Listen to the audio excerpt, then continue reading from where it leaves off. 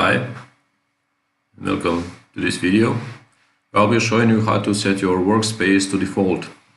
Before we start, if you're interested in private lessons with Eplan and in general with electrical design and automation systems design, you can contact me on my email address. The contact is in the description of the video. So, workspace. For example, if you have a problem like this one, you'll go to project data, messages, management. So we have this window over here and so on.